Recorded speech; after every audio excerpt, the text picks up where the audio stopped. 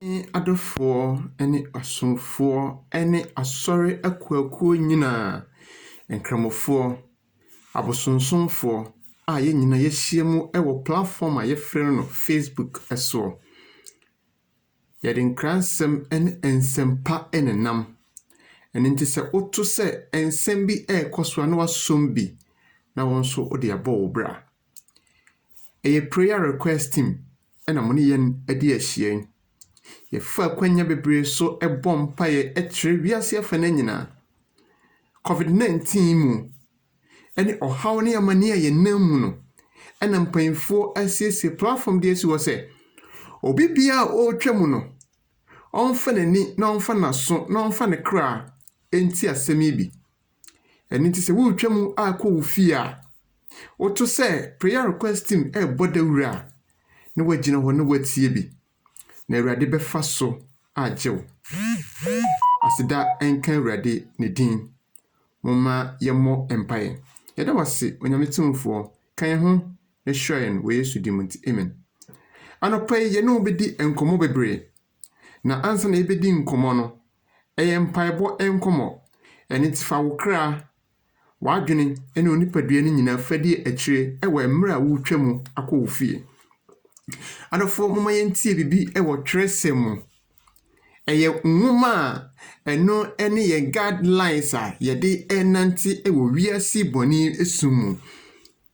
Ɛyɛ nwoma a ɛno na ɛtentene yɛn de yɛn kɔ baabi a ɛsɛ na ɛfata. Wohaw ne w'amanneɛ no ɛwɔ saa asɛm no mu. Ɛno nti, wiase nyinaa momma yɛnya aso yɛntie Awurade asɛm. Ɛmfa ho ne baabi a nipa ne firi. So far as nipa no ɛbɔ Awurade din na ɔretu wo fo no deɛ, adɔfoɔ, mesrɛw, tie bi. Tie bi na ɛbɛboa yɛn nyinaa. Ɛbɛboa wo na ɛbɛboa me. Yɛbɛkan bibi afiri Isaiah. Isaiah nwoma no, ɛyɛ ti 34 borɔfo no ɛse 34. The verse number 1 no. I say, all nations, come near and listen, pay attention. Your peoples, the earth, and all the people in it should listen. Oh, amen yina mumra. Afe munya so na fe muntie. Enipadom a muwo munya so na muntie. Amen yina. The world and everything in it should listen. Wana wo woman nyina ya wo wiase mu ye nyina yenti asɛm no. Abusuafo, momra na mometie Onyame asɛm. Asɛm a ɔka kyerɛ yɛn no sɛ wiase mu nyina, onipa a ye wo mu nyina, abɔde ye wo mu nyina yenti Awurade asɛm. Ɛno nti empiri wakoma, but this time a wiase ɛkɔ awieye, but this time a nipa mpempem ewue. Moma yɛnti abasɛm bi. Abasɛm ne sɛ, wiase ha adeɛ bi a wobɛyɛ bia no, wobɛbu ho atɛn. Ɛmfa ho ne baabi a wofiri ne baabi a wokɔ, wobɛbu ho atɛn. Ɛno nti mmeretie mu, abusuafoɔ, yɛbɛyɛ dima mpaebɔ ama yɛn ho. Ɛno nti wɔ wo fie a, menhyɛ wo ketee sɛ tie me deɛ na mmom deɛ meka kyerɛ wo ne sɛ, bɔ mpaeɛ na wobɔ mpaeɛ no kae afoforɔ bi no nso. Ɛmmɔ wo nko a wode yɛmfa. Bobi fama afoforo. Bobi sɛ Awurade sɛ yɛ me nko a metenene a ma COVID-19 ne yare ahodoe emfiri yɛn so nkɔ. Awurade ɛyɛ me nko a metenene dia. Awurade mesrɛ awo mu nsensem, aware mu nsensem. Awurade yɛsrɛ ma ne firi wiase mu nkɔ.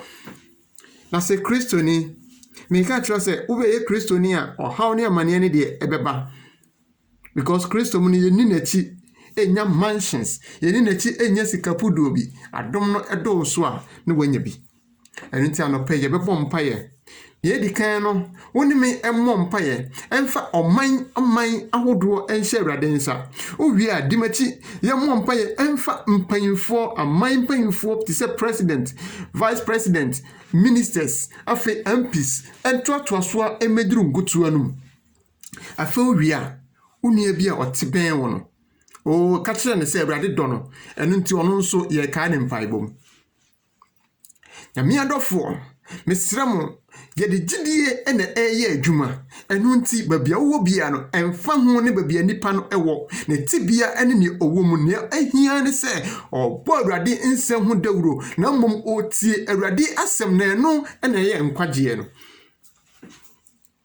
o hawo ne wamane ne ɛso yɛ modon hwira hodo bebree sɛ tenase na fa dwendwene ho a untimi ɛno nti mretie mu yɛbɛbɔ mpae na yɛsrɛ Awurade moma yɛmmɔ mpae babia wo bia onyame a wotimi ade nyinaa yɛ wiase nyinaa yɛ wo de a na frimre santen ɛna wode si wo sɛ yenyi wiase nkyikyemu ahodo bebree ensisi hɔ ɛno nti nya wiase ahodo bebree na true that nso ena yenya amman empanfo enu nso mu ne yetiche mu ebenya ministers and MPs and DCs and assemblyman wanyina ya oman empanfo na sankrofo nyina ayira awo wiase mu a ya yedi akire ni nyina nso yetimi ayira ena ema oman no ebo enu nti Awurade samre yeja oman empanfo ehya wonsa ma wona adwena efiri wa Awurade ma wonfa wo mmransem no enya adwuma ma otintim emre bia Awurade emani ntia wo ma da biara da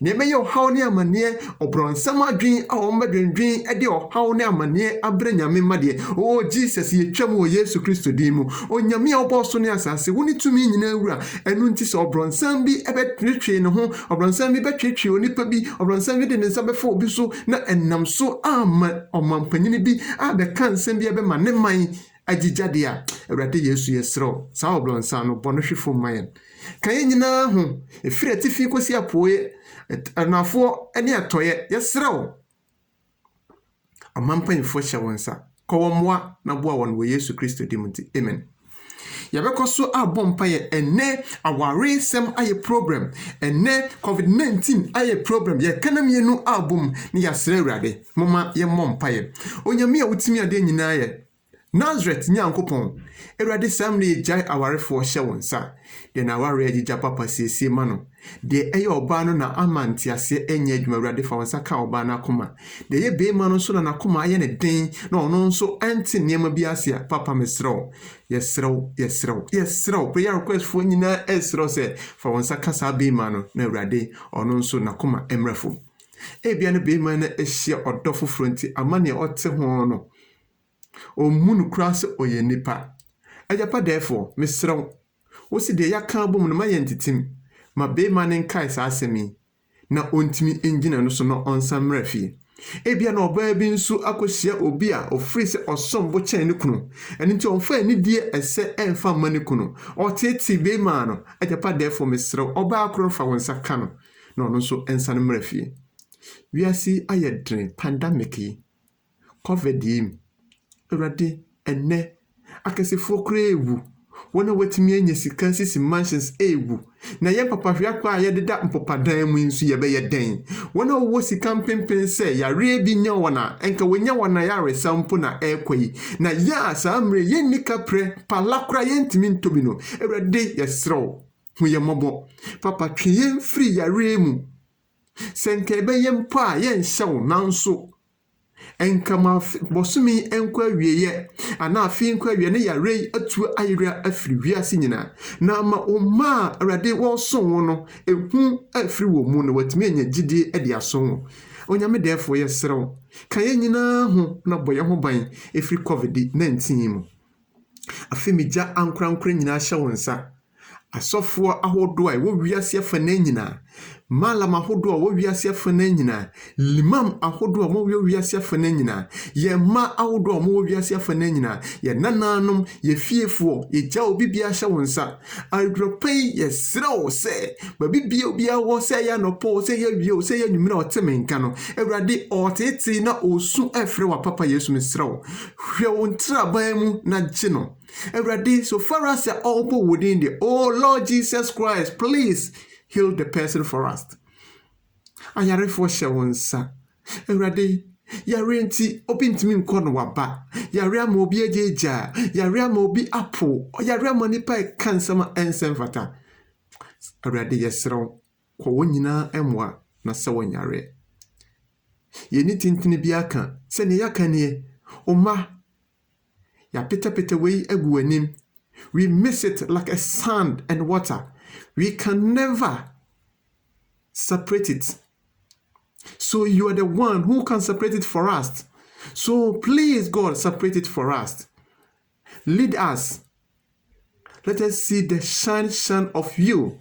Let us see the glory of you, so that every human being will be happy in his life, will be worshiping you in faith. We thank you for listening to us in this morning. Thank you. May God bless you.